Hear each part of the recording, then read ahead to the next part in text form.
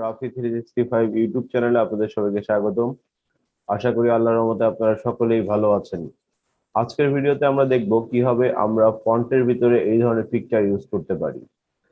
তো এটা করার জন্য প্রথমে আপনাকে যে বিষয়ের উপর আপনি পিকচার দিবেন সেই বিষয়ের উপর আপনাকে পিকচারগুলো কালেক্ট করে নিতে হবে। আপনারা freepik.com থেকে অথবা পিক্সাবে থেকে পিকচারগুলো ডাউনলোড করে নেবেন। পিকচার ডাউনলোড করার পর আপনি যে টেক্সটটা লিখতে যাচ্ছেন সেটা লিখে নেবেন। লেখার পরে এটাকে রাইট ক্লিক করে ক্রিয়েট আউটলাইন করে নেবেন।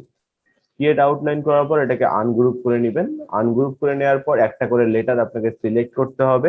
দেন আপনি এই যে এখানে দেখেন ড্র ইনসাইড নামে একটা অপশন আছে, আপনারা এখানে চলে যাবেন। এখানে একটা ক্লিক দিবেন, তাহলে এই জায়গাটা মার্ক হয়ে যাবে। মার্ক হয়ে যাওয়ার পর আপনারা ফাইলে যাবেন, ফাইল থেকে চলে যাবেন হচ্ছে প্লেসে। এখানে আসার পর আপনি যেখানে ছবিগুলো রাখা আছে সেখানে আসবেন। আসার পর যে ছবিটাকে আপনি জি লেটারের মধ্যে দিতে চান সেই ছবিটাকে সিলেক্ট করে প্লেসে ক্লিক করে দিবেন।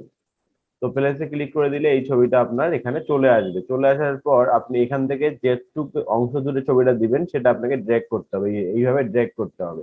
তো ড্র্যাগ করে ছেড়ে দিবেন, তাহলে দেখেন এই জি লেটারের মধ্যে ছবিটা চলে আসছে। চলে আসার পর ছবিটাকে যদি আমরা ডানে বামে অথবা উপরে নিচে মুভ করতে চাই তাহলে কিভাবে করব? আমরা চলে যাব হচ্ছে উইন্ডোতে। উইন্ডো থেকে লেয়ার নামে একটা অপশন পাবো আমরা, এই যে লেয়ার, এই লেয়ারে ক্লিক করলে এরকম একটা লেয়ার প্যানেল আপনাদের সামনে চলে আসবে। তো দেখেন এখানে প্রতিটা লেখা লেটার আছে, সি আছে, আই আছে, এইচ আছে, পি আছে, এ আছে, আর আছে, জি আছে। তো এখানে জি লেয়ারটার মধ্যে বা লেটারটার মধ্যে কিন্তু আমরা ছবিটা ইউজ করেছি। তো এই লেয়ারটা আমরা ক্লিক করব। করার পর দেখেন নিচে আরো দুটা অপশন পাবো। আমরা এখান থেকে জি লেখাটাতে লক করে দিব, এখানে ক্লিক করে লক করে দিব। আর এই যে পিকচারটা, এই পিকচারটা যেখানে আছে এটাকে আমরা সিলেক্ট করব। সিলেক্ট করলে দেখেন আমরা এখান থেকে এটাকে নড়াচড়া করাতে পারি। তো আমরা এই বরাবর রাখবো। মনে করেন আমি এই বরাবর রাখতে চাচ্ছি, তো আমি এখান থেকে যতটুকু রাখতে যাচ্ছেন ততটুকু সিলেক্ট করে আপনাকে বাইরে একটা ক্লিক করে দিবেন, তাহলে এটা সেটিংটা হয়ে যাবে। এরপর আর্টটাকে সিলেক্ট করেন। সিলেক্ট করার পর আপনি আবার ওই যে এখানে চলে যান ড্র ইনসাইডে। যাওয়ার পর এই যে এখানে মার্ক হয়ে গেল, আবার আপনি ফাইলে যান, ফাইল থেকে প্লেসে যান। প্লেস থেকে এরপর যে ছবিটা দিবেন সেটাকে ডাবল ক্লিক করেন অথবা প্লেসে ক্লিক করে দেন। ছবিটা এখানে চলে আসলো, এখান থেকে এই পর্যন্ত ড্র্যাগ করেন সুন্দরভাবে। ড্র্যাগ করলে আপনার ছবিটা সেটিং হয়ে গেল। তারপরে আর লেটার কোনটা, এই যে এটা আর লেটার, এটাকে ক্লিক করেন। ক্লিক করার পর আর লেটারটাকে লক করে দেন। এখানে ক্লিক করে এখন আপনি চাইলে এটা নড়াচড়া করতে পারছেন। তো মনে করেন আমি এটা এই বরাবর রাখবো, বাইরে ক্লিক করে দেন, তো এটা সেটিং হয়ে গেল। এরপর এই লেটারটাকে সিলেক্ট করেন। সিলেক্ট করার পর আবার ইনসাইড এইখানে ক্লিক করেন, ড্র ইনসাইড করার পর আবার আপনারা ফাইলে যান, ফাইল থেকে প্লেসে যান।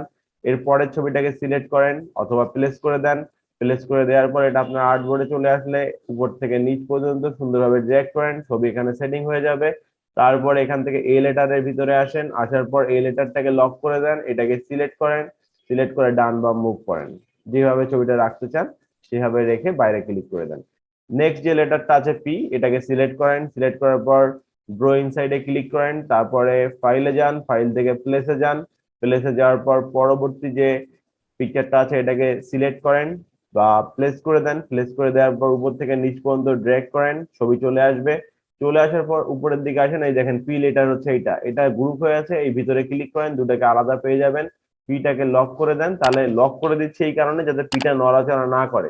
এখন আমরা এই যে ভিতরের পিকচারটা আছে এটাকে নড়াচড়া করবো। আর যদি আমরা এটা লক না রাখতাম তাহলে কিন্তু পিটাও আমাদের নড়াচড়া করতো, তখন কিন্তু আমরা সঠিকভাবে সেটিংটা করতে পারতাম না।